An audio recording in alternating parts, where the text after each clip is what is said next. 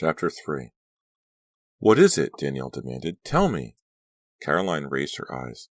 "It's your hair, Danny. It's standing straight up." "Huh? Standing up?" Danielle dropped her duffel bag and lifted her hands to her head. She wore her brown hair in a blunt, chin-length cut. Fine and straight, it usually hung like a smooth helmet. But not now. Now, every strand stuck straight up, as if a powerful fan were blowing from beneath her. It felt different, too. Not fine and silky, but thick, rough and bristly. It must be the wind," Caroline stammered, still staring. Her own hair, long and blonde, lay motionless on her shoulders. "There isn't any wind," Danielle cried. Frantically, she tugged at her hair, trying to make it lie flat again. "It won't come down. This is so weird." "Please, Danielle, calm down," Caroline insisted. "It's kind of funny. I mean, it isn't a tragedy, you know. Come on, let's go inside." "Funny?" Danielle thought. "No, it's not too funny. I feel too strange for it to be funny." Danielle groaned, a low, guttural noise that didn't even sound like her own voice. "Come on, let's go into the hotel," Caroline urged. She handed Danielle her duffel bag and guitar. "It's been a long drive. You'll feel better inside." The Midland Hotel wasn't exactly luxurious. A small lobby contained 3 chairs arranged around a low chipped table, plastic plants, a worn rug. But it was clean and warm, Danielle thought gratefully as she followed Caroline inside. A ceiling fan spun lazily overhead. The warm draft stirred her hair and blew a strand across her cheek. She tucked the strand behind her ear and realized that her hair had fallen back to normal. The strange feeling of cold seemed to seep out of her skin. She wasn't shivering anymore. She took a deep breath and felt her muscles relax. "It feels like a sauna in here," Dee complained, setting her bag down with a thump. "I sure hope the rooms are air-conditioned or I'll never get any sleep." A drowsy, bald-headed clerk eyed her from behind the check-in desk. "You want air conditioning? Go to the Hilton," he informed her dryly. "You want cheap? You're in the right place." Dee frowned, but Caroline laughed. "We're definitely in the right place," she told the clerk. "Until we're famous, that is." "You must be the band." The clerk frowned. "Going to be famous, huh?" "Yes, we are," Mary Beth assured him seriously. "Just keep reading the newspapers." "How can he?" Dee muttered. "We don't have a name for him to watch for." "Okay, everybody, listen up." Billy strode into the lobby, rubbing his hands together energetically. "Kit and Joey went over to the club. Why don't you unpack, then come on over and check the place out?" "Good idea," Dee said. "Maybe the club has air conditioning." Caroline exchanged a glance with Danielle. "That's Dee. Gripe, gripe, gripe," she whispered. Danielle grinned. At least she wasn't sharing a room with Dee, she thought. The way Dee feels about me, she'd probably be at my throat before the night's over. The room resembled the lobby. Small, faded, and cheap, but clean and warm. "Hey, the mattress isn't lumpy," Caroline announced, flinging herself onto one of the twin beds. "Remember that last place we stayed at?" Danielle groaned as she set her guitar down. "I felt as if I were lying on a bunch of golf balls." Caroline scooted off the bed and tossed her bag onto it. "Let's hurry and go check out the Rocket Club." The 2 girls quickly unpacked their bags, then took the slow-motion elevator down to the lobby. Mary Beth and Dee waited for them impatiently.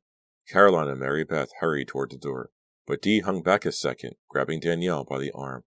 "I have to talk to you," Dee whispered urgently. Danielle flinched as Dee's nails dug into her bare arm. "Hey, you're hurting me. Let go." But Dee's fingers tightened even harder. "You'll be sorry," she whispered, bringing her face close to Danielle's. "You'll be sorry." Chapter 4. "What do you mean?" Danielle demanded. Dee's golden brown eyes narrowed to slits. She opened her mouth to reply, but Caroline's voice interrupted. "Get a move on, guys," Caroline called over her shoulder. "You coming?" "Danielle," Dee started. "Give me a break, Dee," Danielle snapped. "I don't know what your problem is, but I'm really sick of your attitude." She wrenched her arm loose and strode across the lobby. Unfortunately, she did know what Dee's problem was. Dee hated her.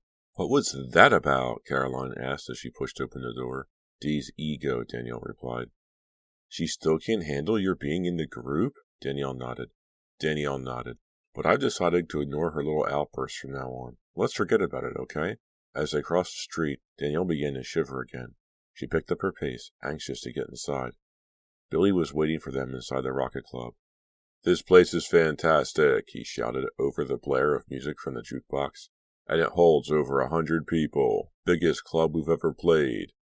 Dee grabbed his hand. Come on, let's dance. She pulled Billy into the middle of the crowded dance floor. Caroline and Mary Beth headed to the bar to get cokes. Danielle hung back, gazing around. The rocket was jammed with laughing, sweating, dancing bodies.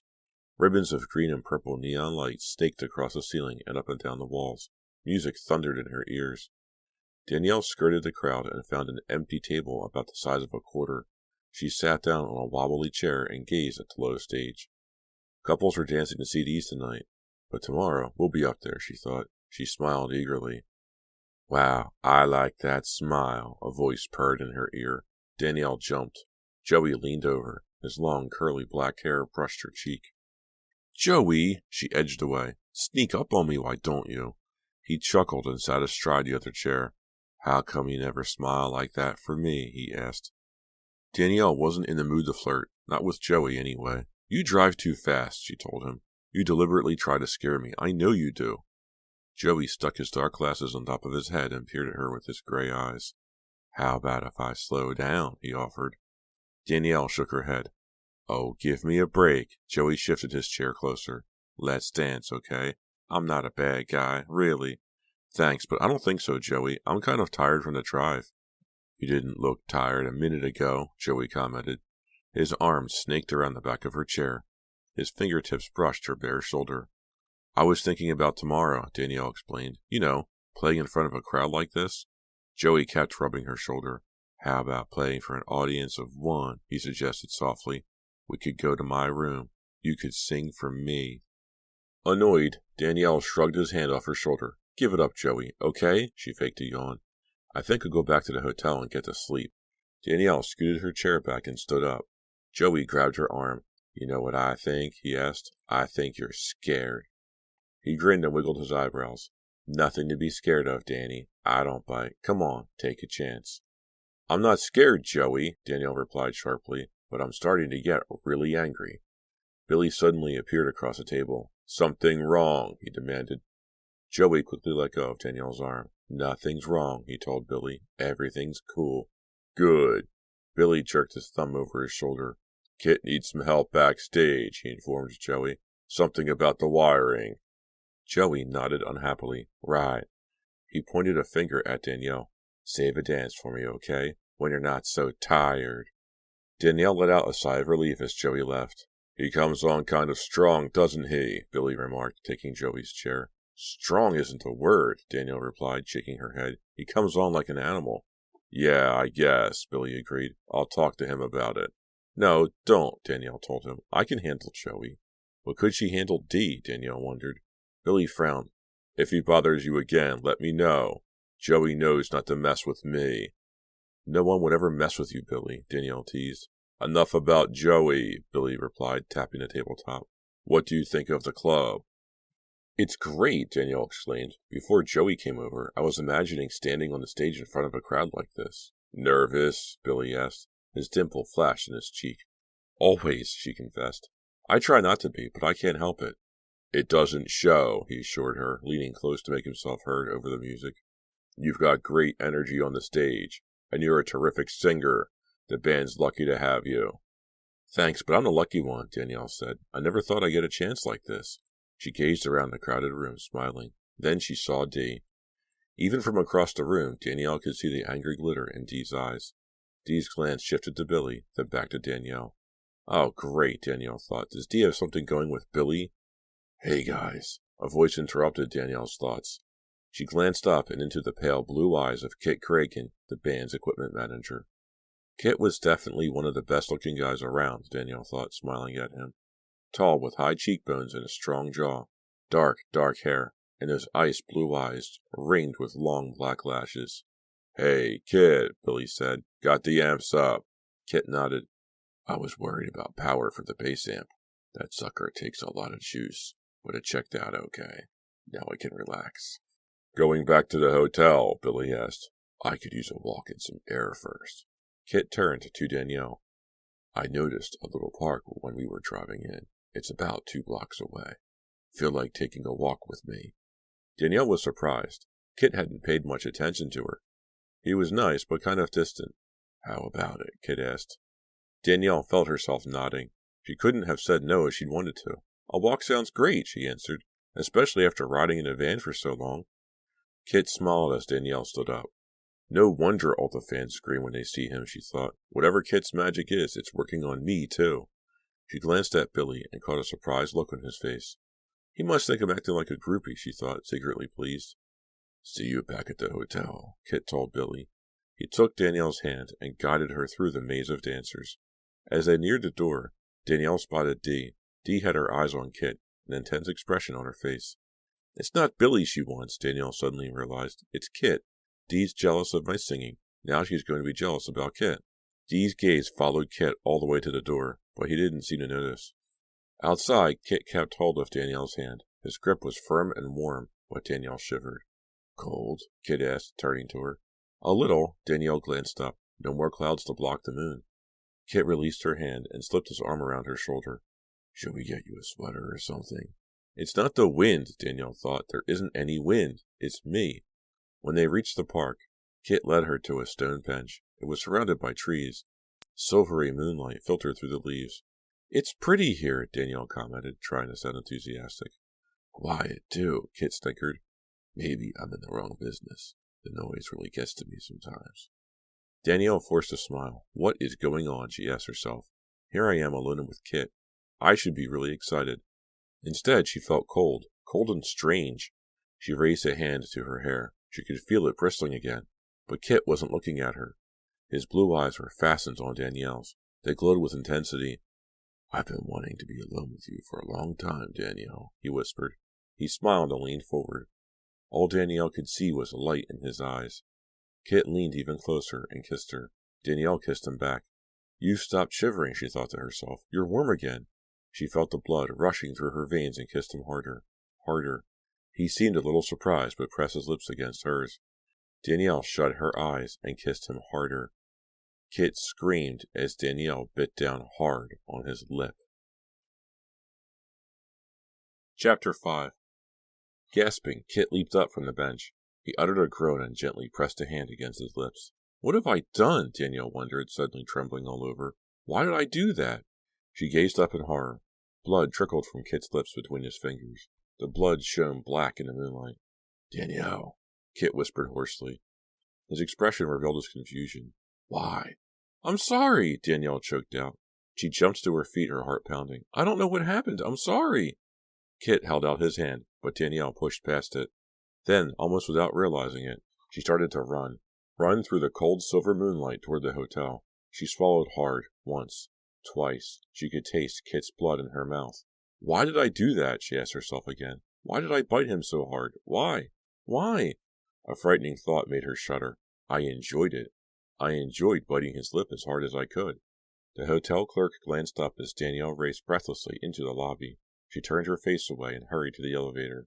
She punched the button, then wiped her blood with the back of her hand. A smear of Kit's blood came off on her hand. She shuddered again. By the time she burst into her room, hot tears ran down her cheeks. Danielle? Caroline cried, turning from the closet. What happened? I can't tell her, Danielle thought. How can I tell her I tasted Kit's blood and enjoyed it? Caroline belted her blue terry cloth robe around her slim figure and crossed the room to Danielle. What happened? She repeated, placing a hand on Danielle's arm. You're so cold, Danny. And are you crying? Danielle swallowed. I have to see Dr. Moore, she managed to say. Caroline, something's wrong with me. Concern filled Caroline's blue eyes. Did you have another fantasy? Sort of. Danielle couldn't make herself tell the real story. Violent? Yes, Danielle cried. Worse than ever. Caroline, I have to see Dr. Moore tomorrow. He's the only one who can help me. Then you'll see him, Caroline assured her. We'll talk to Billy about getting you a ride. Don't worry. Billy will be cool about it. But our rehearsals, Danielle protested. We don't go on until 8 at night, Caroline reminded her. There'll be plenty of time for you to drive to Shadyside and back. Danielle hoped Caroline was right about Billy letting her go. She had to see Dr. Moore. You're shaking, Caroline commented. Listen, I was about to take a shower, but you can take one first. It'll warm you up. In the tiny shower stall, Danielle turned the water up as hot as she could bear it. The almost scalding spray warmed her skin, but the memory of her kiss in the park still chilled her. Would something else happen before Dr. Moore could help her? Something worse? Out of the shower, she wrapped up in her long yellow robe. In the mirror, her dark eyes were enormous, her face pale. Her hands were still shaking as she pulled a comb through her hair. After Caroline disappeared into the steamy bathroom, Danielle began to pace the bedroom. She couldn't calm down. She couldn't stop her heart from pounding. Then she spotted her guitar case. Maybe music will help, she thought. She pulled the guitar out and sat on the end of the bed. Out the window she could see the moon, a circle of ice in the sky. Her fingers strummed the strings. The guitar wasn't hooked up to an amplifier, so the sound was muted, but it didn't matter. She could hear the notes clearly in her head, and that was all she needed.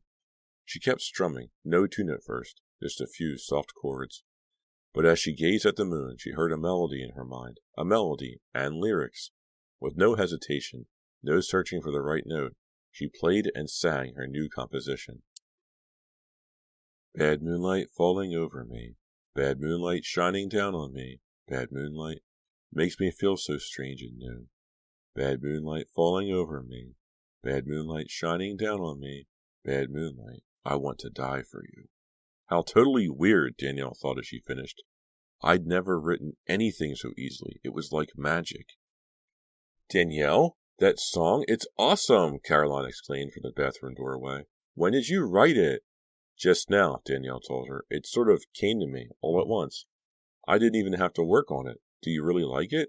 Like it? I love it. It's absolutely the best song you've ever written, Caroline grinned. Bad Moonlight. Sounds really wicked. Wicked, Danielle thought. Exactly. In a flash, she realized that it was the moon that had been making her feel so strange, so cold. But why? What was so bad about the moonlight? I'm going to call the others in here so they can hear it. Caroline pulled a damp towel from her head and grabbed a telephone. A few minutes later, the rest of the group crowded into the room. Dee wore her robe, but the rest of them were dressed. Joey's clothes were rumpled, as if he had fallen asleep in them. This had better be good, Joey said with a yawn. I was having a great dream when you called. In the dream, these two girls. Joey, no one cares, Billy cut him off. Wait till you hear it, Caroline declared. Go ahead, Danielle, play it. Danielle strummed an opening chord, then launched into the song. When she finished, no one moved or said anything. Then Billy started clapping his hands, and everyone joined in. Joey whistled and stomped his feet. Mary Beth's green eyes glowed with excitement. Only Dee refused to join in the applause. Kit squeezed Danielle's shoulder. It's a killer, he told her. A killer. Thanks, Kit, Danielle murmured uncomfortably. She glanced up and saw the dark bruise on his lip. Feeling embarrassed and guilty, she turned away. Dee was staring at Kit. How'd you cut your mouth? She asked him. Have you been opening beer bottles with your teeth again? My razor slipped, he replied casually, not glancing at Danielle. Dee squinted at him. You shave at night? Didn't get a chance this morning, Kit replied. He rubbed his lip tenderly. Dee shook her head suspiciously. Oh, wow, Danielle thought unhappily. Dee is crazy about Kit. Now she has another reason to hate me. Just call me a klutz, Kit said, sighing. Well, just call us Bad Moonlight, Caroline exclaimed. It's the perfect name for our band, Bad Moonlight. What do you think? Sounds kind of evil. Mary Beth raised an eyebrow and smiled. I love it. What about you, Dee? Caroline asked. Dee shrugged.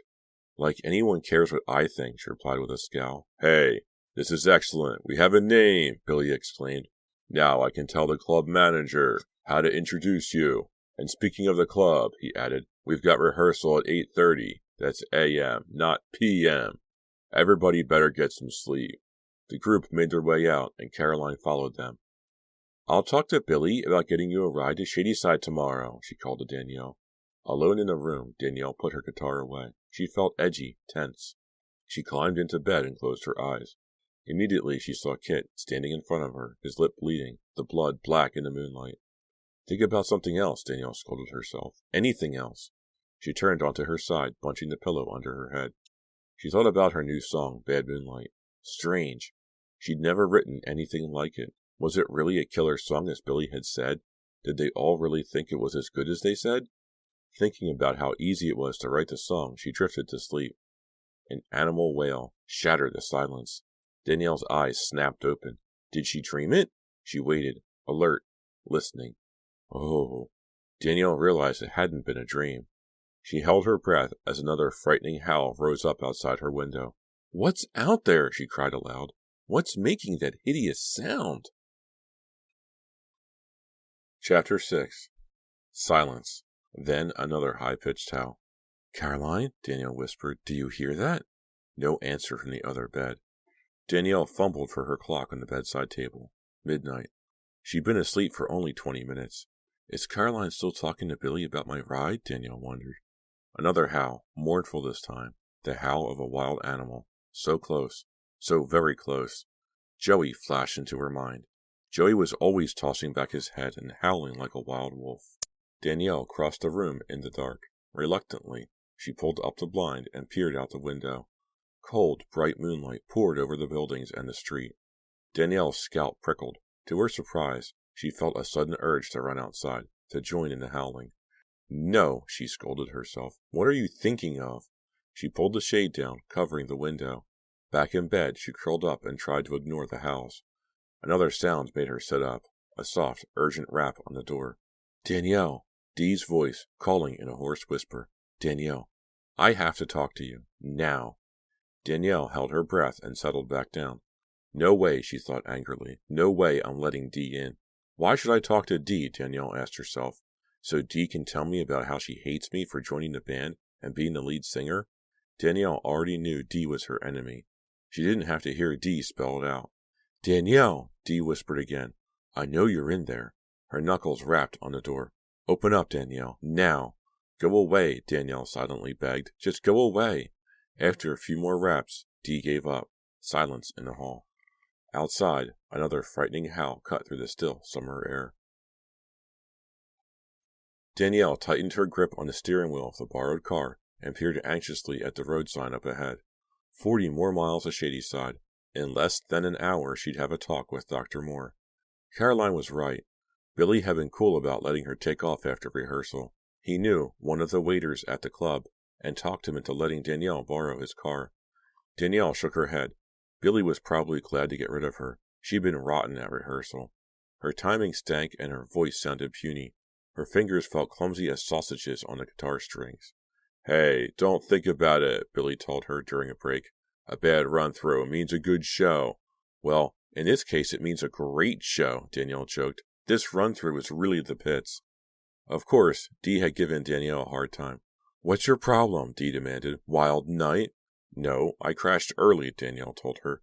She didn't want Dee to know she'd heard her knocking, and she decided not to mention the howls.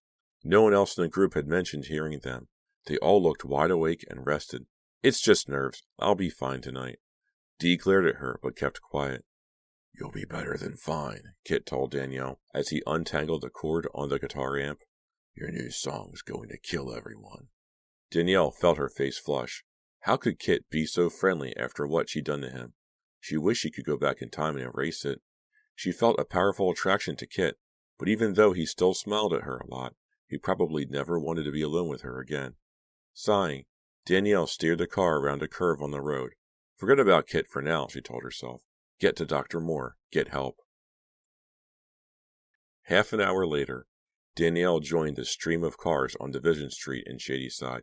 She passed rows of stores and 3-story office buildings, then turned onto Park Drive and drove into North Hills.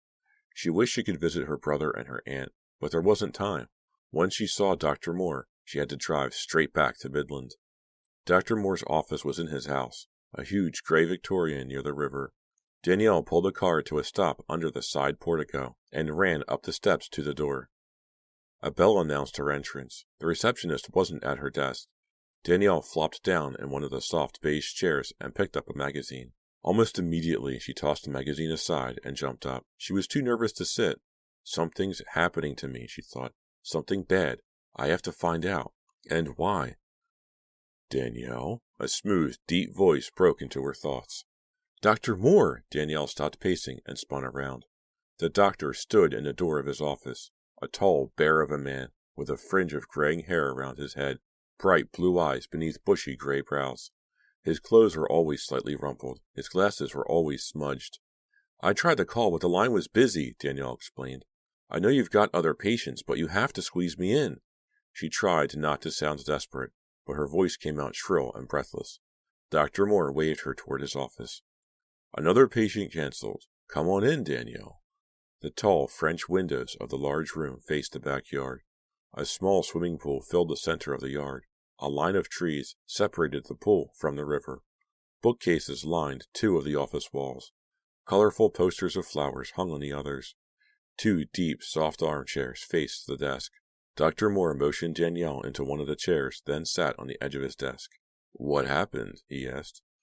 Barely pausing for breath, Danielle told him about the violent fantasy she experienced in the van, the strange song she wrote about the moonlight, and the frightening scene in the park with Kit. That wasn't a fantasy, she cried. I actually bit him. I drew blood. Are you attracted to Kit? Dr. Moore asked. Yes, but the doctor held up his hand. And is he attracted to you? I think so. At least he was, Danielle replied. Dr. Moore smiled. 2 young people kissing in the moonlight. Teeth sometimes get in the way, you know.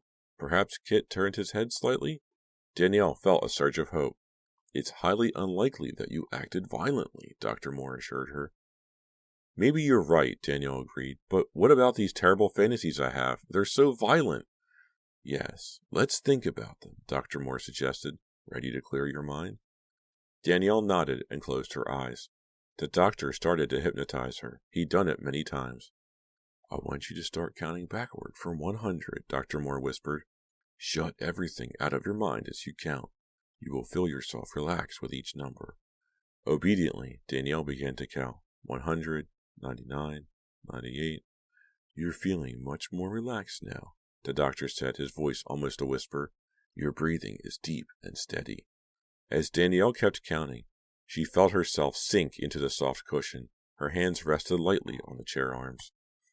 Are you comfortable, Danielle? The doctor asked. Is your mind clear? Yes, she murmured. Good. Now, let the thoughts flow, he directed, and tell me what is happening. Danielle took a long, slow breath. The moon, she groaned. The moon is full. It's shining down on me. How does it feel? Cold. Icy. Danielle started breathing faster. I'm running across the field, running free, running away from everyone. Why are you running? Dr. Moore asked. It feels good to run free, Danielle replied, but her leg muscles tensed. Her heart began to pound. But now I'm being chased. Someone is chasing me. How does that make you feel? He asked quietly. Angry. Furious. Danielle panted. I feel such rage. I turned to fight. Now I'm fighting. Fighting with someone. She ground her teeth together. I'm fighting hard. I'm in a total rage. There's a lot of blood. I keep fighting and... Dr. Moore snapped his fingers. Once. Twice. Danielle opened her eyes, saw the bookcases on the walls, the sun outside the window, Dr. Moore gazing at her. That was so gross, Danielle gasped. See what I mean? These fantasies are getting so strange, so awful. There's still a lot of anger inside you, the doctor commented, and who can blame you? Your parents died unexpectedly. You're angry about it, at them, at the world. Danielle nodded. She struggled to slow her breathing. Don't be frightened of your fantasies. It's good to let your feelings out, Danielle, Dr. Moore told her. The more you do, the less angry you'll feel. Was he right, Danielle wondered. Were her violent fantasies harmless? Were they actually helpful? Danielle still felt shaken, but Dr. Moore had moved to the door. Time for her to go. She gripped the arms of the chair to push herself up, and glanced down in shock. The pale brown fabric of the chair arms lay torn and shredded. Danielle raised her hands and stared at them in horror. Scraps of the fabric were embedded under her fingernails. She had clawed the chair to ribbons.